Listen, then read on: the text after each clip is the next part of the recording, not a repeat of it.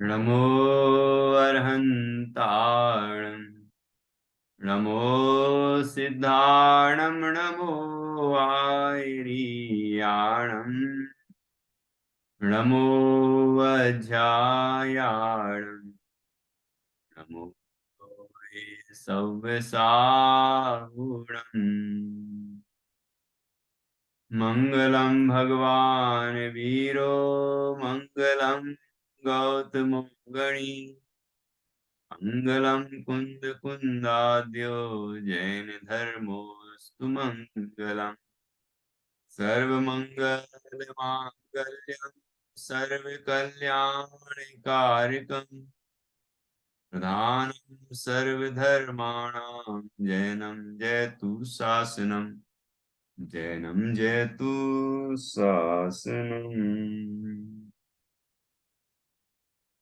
विश्वप्रकाशि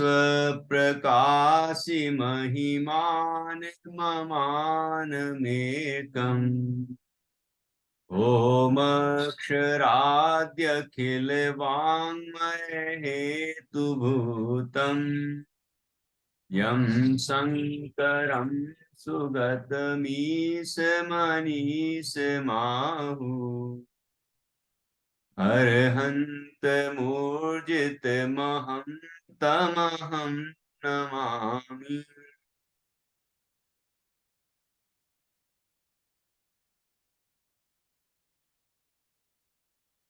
आचार्य श्री योगेंदु देव द्वारा रचित यह अमृता सीति नामक शास्त्र है, ग्रंथ है। यह मुख्यतः ध्यान का ग्रंथ है। जीव निज शुद्ध चैतन्य तत्व का ध्यान करे,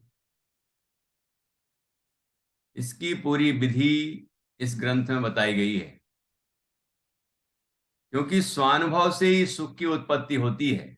निराकुल अतीन्द्रिय आत्मिक स्वाधीन सुख मिलता है। और इस पंचम काल में भी स्वानुभव से उत्पन्न सुख के अनंतवें हिस्से के साथ विश्व के समस्त विषय भोगों की सुख की चर्चा तुलना की जाए तो स्वानुभव जनित सुख के अनंतवें हिस्से से भी विश्व के समस्त इंद्रिय सुख बराबरी नहीं कर सकते। तो ऐसा स्वानुभव इस पंचम काल में भी संभव है, तो हम सब क्यों प्राप्त नहीं करें? हमें भी उसके लिए प्रयत्न करना चाहिए। तो आचार्य ने पूरी वैज्ञानिक तरीके से जीव का जहां जहां मन अटका हुआ है उन उन स्थानों से छुड़ाते हुए आत्मा की तरफ ले जा रहे हैं। जीव सबसे ज्यादा यदि आसक्त है इस पंचम काल में तो वह है धन संग्रह में। तो सबसे पहले वही छुड़ाया और बताया कि ठीक है, धन आए तो जाएगा, लेकिन तुम्हारे प्रयत्नों से धन नहीं आता, धन आता है पुण्य अनुष्ठान से। तो सबसे पहले तो पाप छुड़ाए, फिर धन के प्रति आसक्ति छुड़ाई, क्योंकि वो चंचल है। और फिर विषय सुख में सुख बुद्धि जो जीव की है वह छुड़ाया, क्योंकि उसमें सुख नहीं है, दुखी है, आकुलता ही है। और शरीर में जीव को अपनापन है, उसमें उसमें ही ज्यादा, उसके लिए ही ज्यादा समय खर्च करता है। तो आचार्य ने शरीर की अपवित्रता का चिंतन प्रस्तुत करके जीव को शरीर से विरक्त किया। तो संसार, शरीर और भोग सबसे विरक्त कर दिया। भोगों संसार से ही विरक्त किया कि संसार में जीव मोह राजा और अज्ञानता रूपी मंत्री से प्रेरित होकर इस संसार में नाच रहा है, इधर उधर उछल कूद मचा रहा है। तो ये कह के ये बताया कि संसार में सभी जीव दुखी हैं, जो आत्मा को नहीं जानता वो दुखी है। तो आत्मा को जानने के लिए, आत्मा की अनुभूति के लिए आचार्य ने यहाँ प्रेरित किया। अब आत्मानुभूति के लिए, आत्म ध्यान के लिए कौन कौन सी बातें महत्वपूर्ण हैं वो उसके बाद बताई। तो कहा कि पहले तो आलस्य का त्याग होना चाहिए, आलस्य का त्याग करे और पुरुषार्थ करे, सम्यक दर्शन सम्यक ज्ञान प्राप्त करे, ठीक है, और समता को धारण करे, सम्यक चारित्र के अंदर भी उसको लिया। ऐसा कह सकते हैं पुरुषार्थ, बोध रत्न और समता, ये तीन गुण बताए कि ये होने चाहिए, ये पात्रताएं बताई। ऐसी पात्रताओं पूर्वक जब जीव अंतरोन्मुखी पुरुषार्थ करता है तो अनुभूति की उपलब्धि होती है, स्वरूप ध्यान होता है। यदि असमता है तो भी नहीं होगी, अधैर्य है तो नहीं होगी। धैर्य पूर्वक, समता पूर्वक, समता में जीवन में जो घटित हो रहा है, उतार चढ़ाव आ रहे हैं, उसमें भी समता भाव हो, ठीक है, असहज ना हो, अधीर ना हो, और स्वानुभव के लिए प्रयत्न करते भी अधीर ना हो, प्रयत्न करता रहे। अंदर में जहां जहां ज्ञान है वहां वहां मैं हूं, ऐसे अपने स्वरूप का ख्याल करने की, अनुभव ध्यान करने की, अनुभव करने की कोशिश करता रहे तो स्वरूप ध्यान हो जाता है। जब चेतन सत्ता अनुभव में ख्याल में आने लगेगी, तो महसूस होने लगेगी, तो उसकी ही अनुभूति हो जाएगी, यह चैतन्य ही मैं हूं, और अनुभूति होने पर आनंद की उपलब्धि हो जाएगी। तो ऐसा उपलब्ध हो हम सबको, ऐसा मार्गदर्शन आचार्य ने यहाँ दिया है। 21 श्लोकों पर हम चर्चा कर चुके हैं। आज हम 22वें श्लोक पर चर्चा करेंगे। देखिए 22वां श्लोक है, यहाँ पर इसमें मिसप्रिंट है तो 21 ही लिख गया है, डबल 21। 21 पिछला भी था और ये भी 21 लिख गया है, लेकिन ये 22वां है, ठीक है। और इसके बाद फिर 23वां आएगा। तो 21वें छंद, 22वें छंद में देखते हैं क्या आचार्य ने लिखा है, कहा है। उत्थानी का हिंदी में पढ़ते हैं, देखिए। जब तक समता प्राप्त नहीं होगी तब तक कामादि शत्रुओं की पीड़ा बनी रहेगी, यह बतलाते हैं।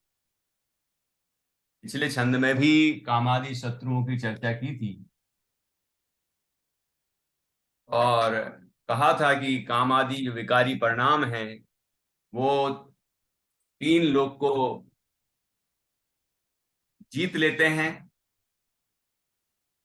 3 लोक के जीव उससे आक्रांत हैं, पीड़ित हैं, लेकिन ऐसे कामादि विकारों को भी निज स्वरूप की साधना द्वारा नष्ट किया जा सकता है। वहां तो एक शब्द आया, समता को, समता रूपी देवी को देखते ही वो कामादि विकार नष्ट हो जाते हैं, विनाश को प्राप्त हो जाते हैं, बल्कि उत्पन्न ही नहीं होते। और वो समता आती है स्वरूप के अनुभव से, स्वरूप ध्यान से, ठीक है। व्यवहार समता तो यह भी है कि अनुकूलताओं में राग ना हो, प्रतिकूलताओं में द्वेष ना हो, ठीक है। वन उपवन प्रासाद कुटी में नहीं खेद नहीं ममता हो, तो ये भी समता है, ठीक है ना। लेकिन निश्चय समता कही निज स्वरूप की अनुभूति रूप, ठीक है, ये व्यवहार समता है। तो इस तरह अभ्यास, समता का अभ्यास करना चाहिए। जैसे हम कसायों का अभ्यास करते हैं और अनादि से करते आ रहे हैं, इसलिए कसाएं तो बिना चाहे ही आ जाती कि नहीं। गुस्सा आ जाता है, घमंड हो जाता है किसी बात पर, मायाचारी का परिणाम आ जाता है, लोभ का परिणाम आ जाता है। तो ये अनादि से अभ्यास किया है इसलिए आ जाते हैं। लेकिन स्वानुभूति क्यों नहीं होती आपो आप, है?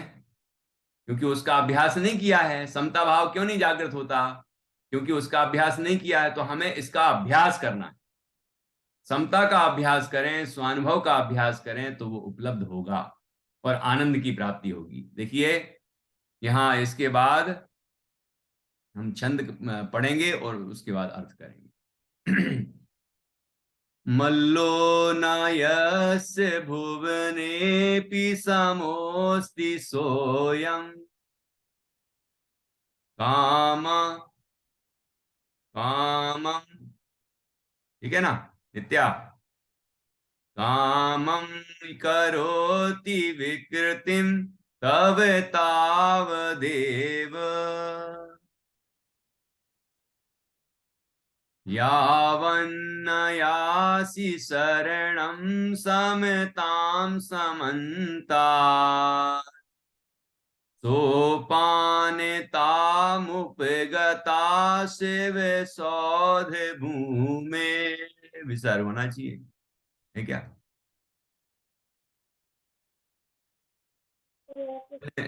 हैं भैया जी, बोलो।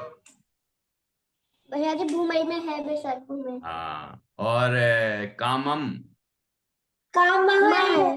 कामा है विसर्ग है। अच्छा, जी के भी पास भी किताब आ गई क्या? ग्रंथ है आपके पास? हाँ हाँ। बहुत अच्छा। नहीं, आपके पास तो है ही, आ गया है, लेकिन संगीता जी के पास भी है। अच्छा। तो इसमें सुधार करते जाएं, जैसे मंजूषा जी ने पीडीएफ कॉपी की है। तो कामः यहाँ दो बिंदी और यहाँ दो बिंदी कर लीजिए। बहुत अच्छा भैया जी काम है। है का बोलो क्या बोल रहे गता में है, उपगता में भी है हाँ भैया दो जी। बिंदी। अच्छा ठीक। नहीं भैया जी, अंक की बिंदी। हम की बिंदी उपगताम, संगीता जी उपगताम है क्या आखिरी? अच्छा गताम बिंदी, ठीक है ठीक। तो फिर से पढ़ते हैं, आप बच्चे पढ़ेंगे क्या? पढ़ेंगे, हाँ पढ़िए एक साथ।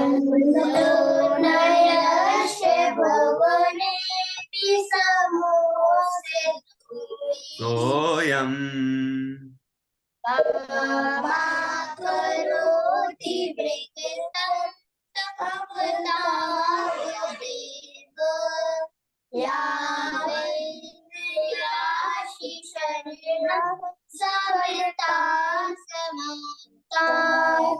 सोपानतामुपगता शिव साथे। चलिए बहुत अच्छा। अब अपन फिर से अभी अर्थ करने के बाद फिर से पढ़ेंगे।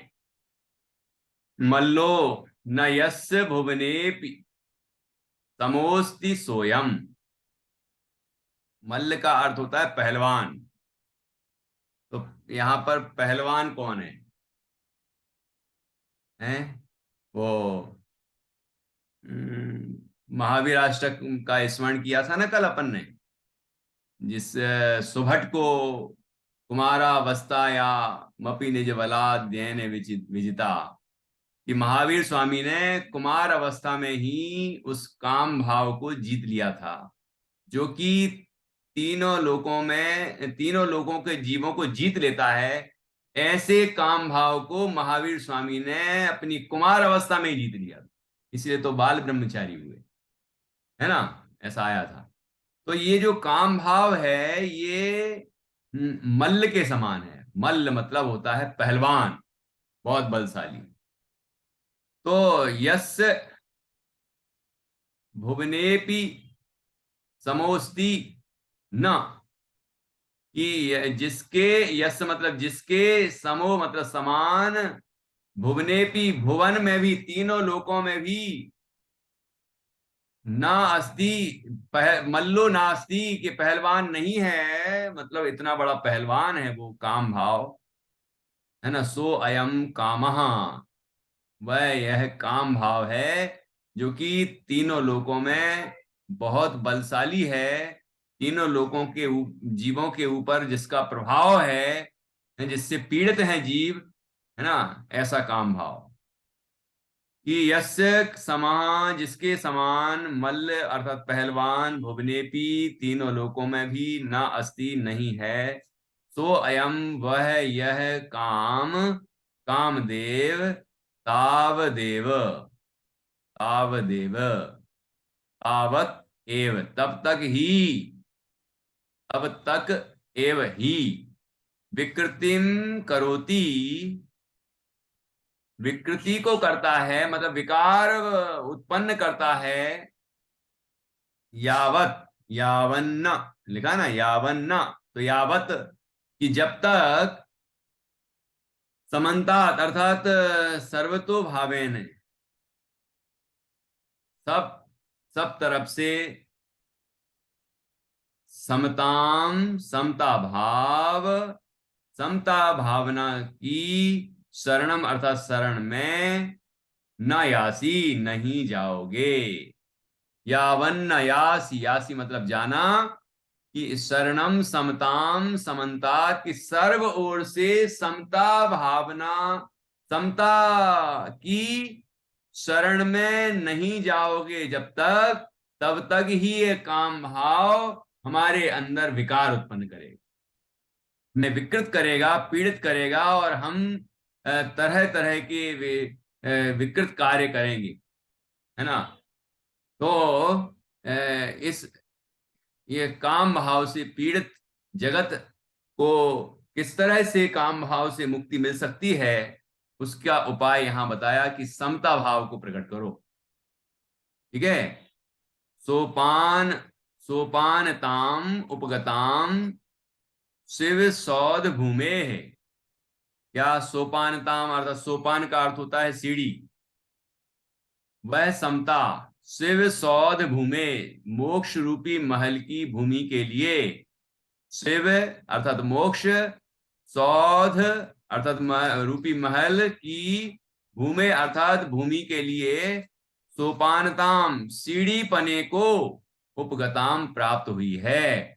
अर्थात वो जो समता भाव है वो मोक्ष रूपी महल की भूमि के लिए सीढ़ी के समान। यदि मोक्ष महल में आरोहण करना है, चढ़ना है, मोक्ष महल में पहुंचना है, तो सीढ़ी कौन सी होगी कि समता वह सोपान के समान है, सीढ़ी के समान है ना। कोई ऐसा नहीं कि कोई महल है और उसकी कोई सीढ़ियां हैं, फिर अपन पहली सीढ़ी पे पहुंचे, फिर दूसरी सीढ़ी पे पहुंचे, है ना, ऐसा नहीं होता। लेकिन ये अलंकारिक भाषा है, साहित्यिक भाषा है। तो इसका भाव ये है कि समता भाव को अंतर में उत्पन्न करेंगे हम सब, तो ही मोक्ष महल को की सीढ़ियों पर चढ़ पाएंगे, मोक्ष मोक्ष की प्राप्ति कर पाएंगे। ठीक है, यहाँ कहा था ना कि पहला पहला जिसको सत्व भाव मतलब पराक्रम हो, पुरुषार्थ, तो उससे ही जीव को जीव के दुख दूर हो जाते हैं, है ना, स्वानुभव की प्राप्ति हो जाती है। और बोध रत्न हो तो कहने क्या। ठीक है, और फिर यदि उसके साथ समता भाव हो जाए तो तीन लोक का अधिपति बन जाता है। ये आया था ना अभी पिछले श्लोकों में। तो यहाँ पर समता भाव की महिमा गाई गई है, समता भाव की का महात्म्य क्या है, उसकी उसकी विशेषता यहाँ पर बताई गई। देखिए यहाँ पर अभी हिंदी अनुवाद, एक कन्नड़ भाषा में टीका है, उसका हिंदी अनुवाद है ये। बालचंद अध्यात्मी जी ने, आचार्य बालचंद अध्यात्मी जी ने ये टीका की है, उसका हिंदी अनुवाद है ये। मोक्ष रूपी महल के लिए सर्वतो भावेन सीढ़ी पने को, अर्थात सब तरह से सर्वतो भावेन मतलब सभी तरह से जो सीढ़ी पने को प्राप्त, समता की जब तक शरण में नहीं जाते हो, ऐसा वीर शिरोमणि जिसका प्रतिद्वंदी अर्थात तीनों लोकों में भी नहीं है, वह यह कामदेव तुम्हारे लिए तब तक ही विकार को प्राप्त कराता। हमारे हृदय में, हमारे परिणामों में तब तक ही काम भाव पैदा होगा कि जब तक हमारे हृदय में समता भाव का जन्म नहीं हो, अर्थात समता भाव के उत्पन्न होते ही काम आदि विकारी परिणाम उत्पन्न ही नहीं होते। ठीक है ना। तो इस तरह से यहाँ समता की महिमा गाई गई है। अब यहाँ देखिए भावार्थ, समता की शरण को प्राप्त करने वाले व्यक्ति को कोई बाधा नहीं हो सकती है, ऐसा अर्थ है। ठीक है, एक बार पुनः अपन श्लोक पढ़ेंगे 22वां। मल्लो न यस्य भुवनेऽपि समोऽस्ति सोऽयम् कामः करोति विकृतिं तव तावदेव यावन्न यासि शरणं समतां समन्तात् सोपानितामुपगतां शिव सौध भूमे। अब देखिए विशेषार्थ।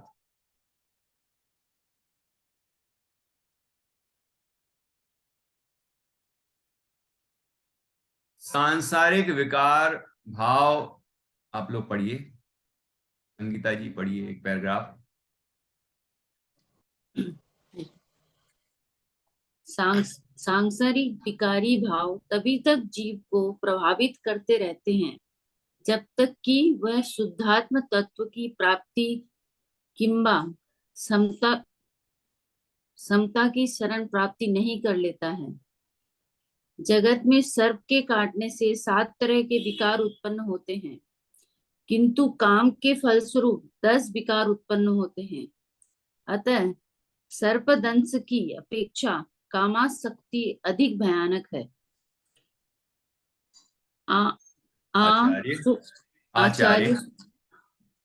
आचार्य सुखचंद्र के शब्दों में कोई भी पिशाच, सर्प रोग, दैत्य ग्रह या राक्षस भी व्यक्ति को उतनी पीड़ा नहीं देता है जितनी पीड़ा काम विकार देता है।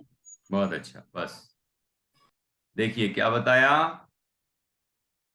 सांसारिक विकारी भाव तभी तक जीव को प्रभावित करते रहते हैं जब तक कि वह शुद्धात्म तत्व की प्राप्ति किंवा समता की शरण प्राप्ति नहीं कर लेता। किंवा मतलब अथवा, है ना, शुद्धात्म तत्व की प्राप्ति कहो या समता की शरण की प्राप्ति कहो, क्योंकि शुद्धात्मा की अनुभूति हुई तो समता भाव उत्पन्न होता है, और समता भाव उत्पन्न हुआ है तो शुद्धात्मा की अनुभूति हुई है, शुद्धात्मा की शरण ली है तभी समता भाव हुआ है।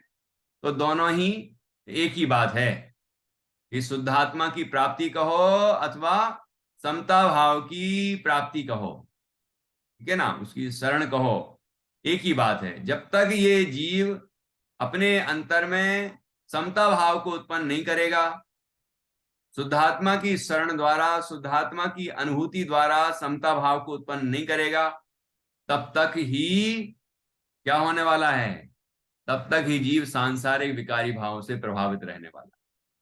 तब तक काम, क्रोध, मद, मोह सारे विकार कहीं ना कहीं प्रभावित करते रहेंगे।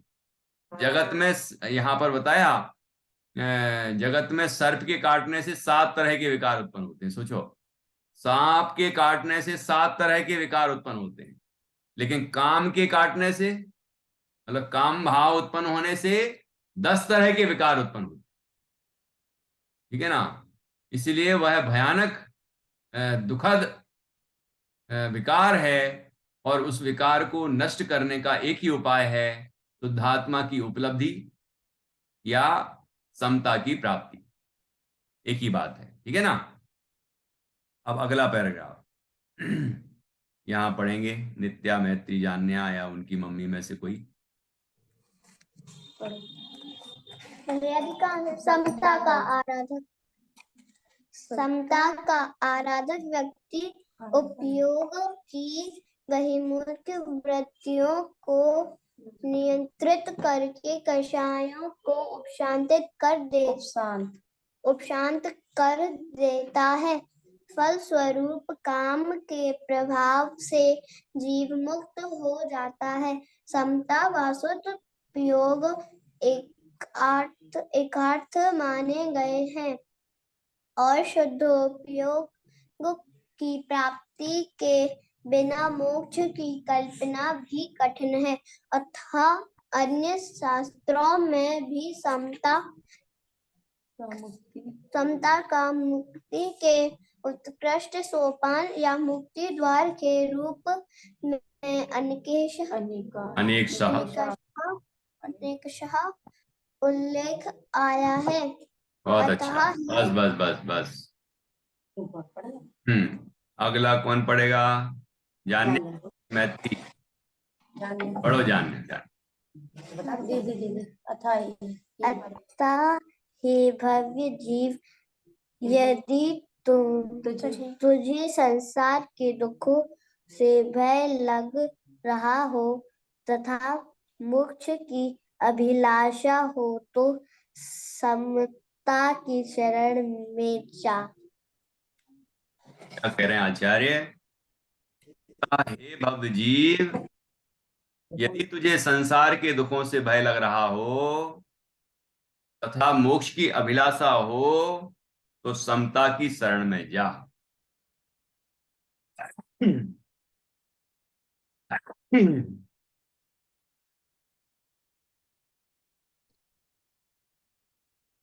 ठीक है। अब भय लग नहीं रहा हो तो बात अलग है, लग रहा हो तो जा, है ना? नहीं तो जिसकी शरण में हम जा रहे हैं उसकी शरण में जाएं। भय लगेगा तो जीव समता की शरण में जाएगा। लोगों को लगता है हमारा टाइम पास ही नहीं हो रहा, क्या करें कि चलो टीवी लगवा दो, टीवी देख लेते हैं, मोबाइल आ गया, इंटरनेट आ गया, और लगे हैं इधर से उधर इधर से उधर। तो इनमें तो असमता भाव उत्पन्न होता है, किसी की निंदा और प्रशंसा में भी असमता भाव उत्पन्न होता है। सब बहिर्मुख परिणाम है, लिखा ना यहाँ बहिर्मुख वृत्तियां। लेकिन समता का आराधक व्यक्ति उपयोग की बहिर्मुख वृत्तियों को नियंत्रित करके, मतलब बहिर्मुख बाहर की जो परलक्षी वृत्तियां हैं। हाँ, आज ही मैं स्कूल से लौट रहा था तो जो दिखता कुछ ना कुछ विचार आने लगता उसके प्रति, कुछ ना कुछ भाव आने लगता। तो मैं सोच रहा था देखो, मतलब जहां भी उपयोग जाता है वहीं उसी के संबंध में कुछ विचार चलने लगता है, विकार उत्पन्न हो गया कुछ भी। तो ऐसा क्यों? क्योंकि जीव बहिर्मुख परिणाम करेगा और अंतर्मुख नहीं होगा, तो ऐसे ही तो होगा, है ना? तो जीव को ये सोचना है कि ये सब मेरे से भिन्न है, इनका मैं कुछ नहीं कर सकता, इनका मैं फेरफार करने वाला नहीं, इनमें कुछ परिवर्तन करने वाला नहीं। जो संसार में हो रहा है उसको कोई बदलने वाला नहीं। जीव नाना जीवा नाना कम्मा नाना वेहम हवे लद्धी, तम्हा वयन विवादा सब सग पर समेहिम बज्जो।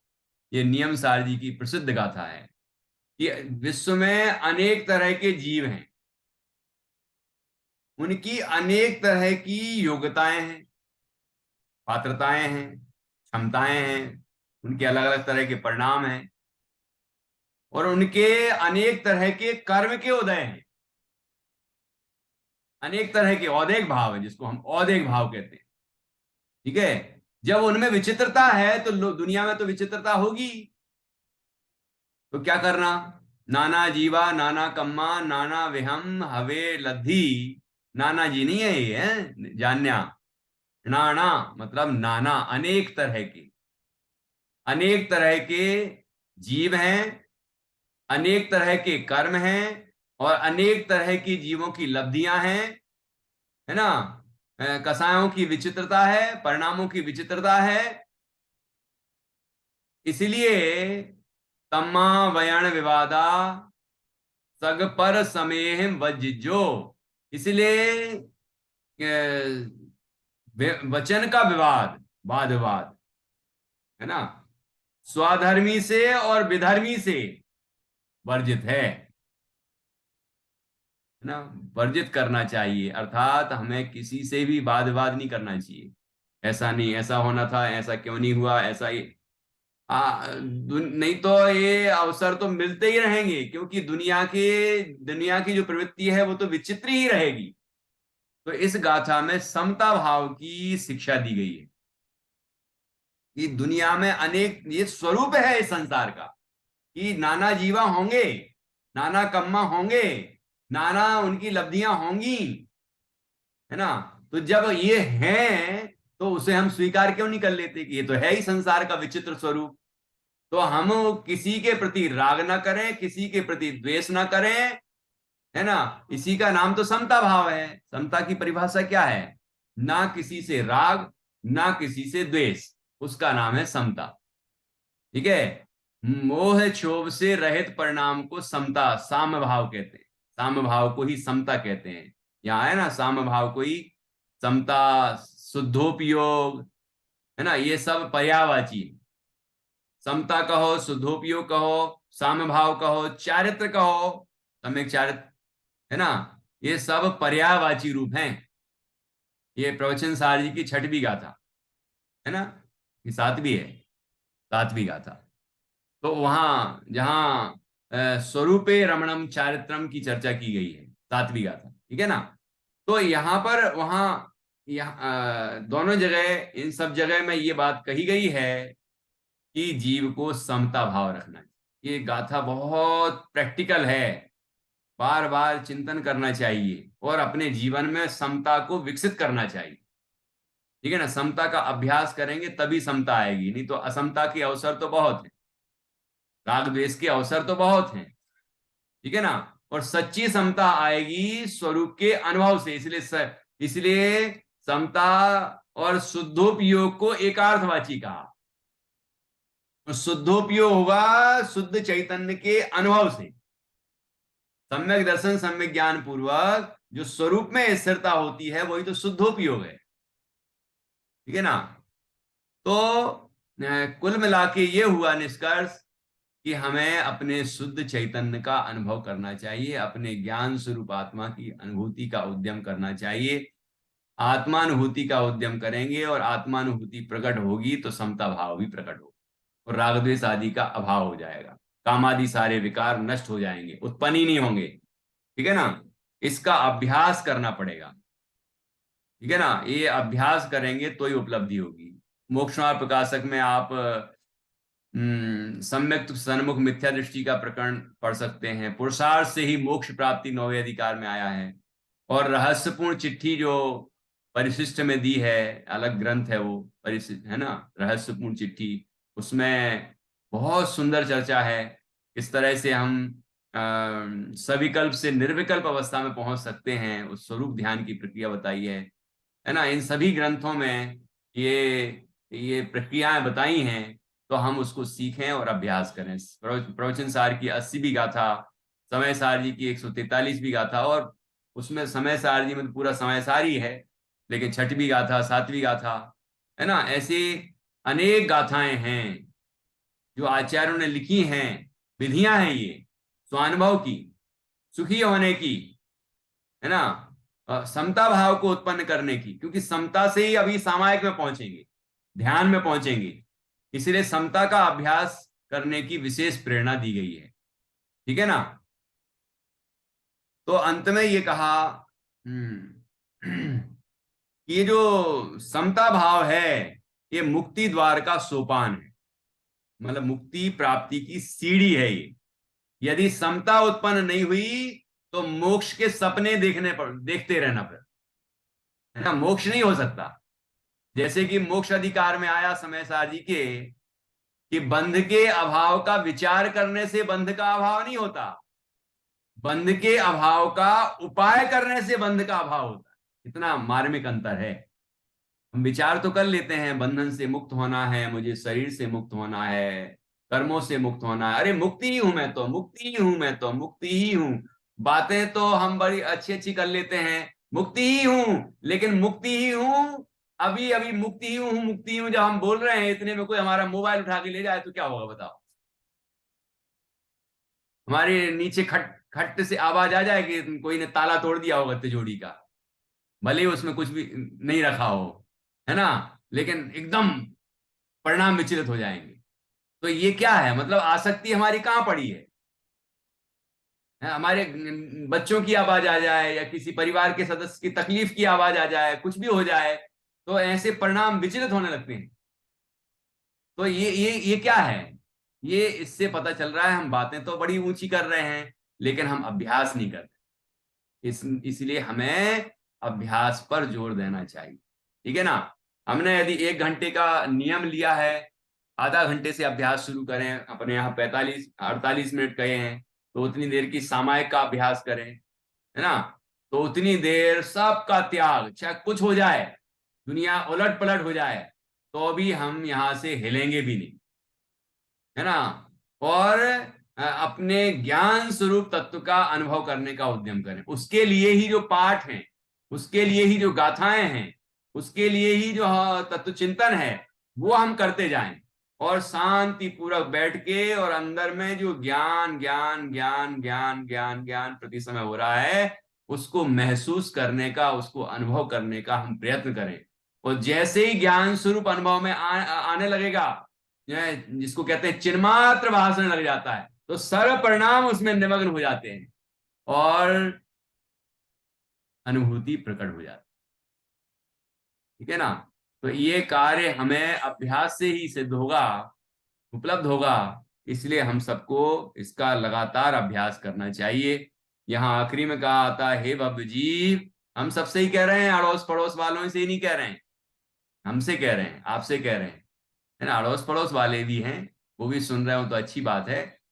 तो हे भव्य जीव, यदि तुझे संसार के दुखों से भय लग रहा हो तथा मोक्ष की अभिलाषा हो, लोग कहते हैं कि मैं मुमुक्षु हूं, मोक्ष की इच्छा रखने वाला, यहां लिखा ना मोक्ष की अभिलाषा, तो उन सबके से ही कह रहे हैं। तो यदि मुमुक्षु हो तो समता की शरण में जा। और समता की शरण का अर्थ ये है कि फिर कोई विरोधी पक्ष हो और कुछ कर रहा हो तो उसके प्रति भी समता रखना। वो बुरे हैं या कोई भले हैं, ऐसा विचार नहीं। स्वधर्मी और विधर्मी, जब किसी से भी विवाद नहीं करना है और अपने स्वरूप की साधना के लिए प्रयत्न करना है, तो फिर किसी के प्रति हम राग द्वेष क्यों करें, है ना। कौन क्या कर रहा है, कौन क्या नहीं कर रहा है, ये किसी के प्रति राग द्वेष नहीं, समता का अभ्यास करें। ठीक है ना।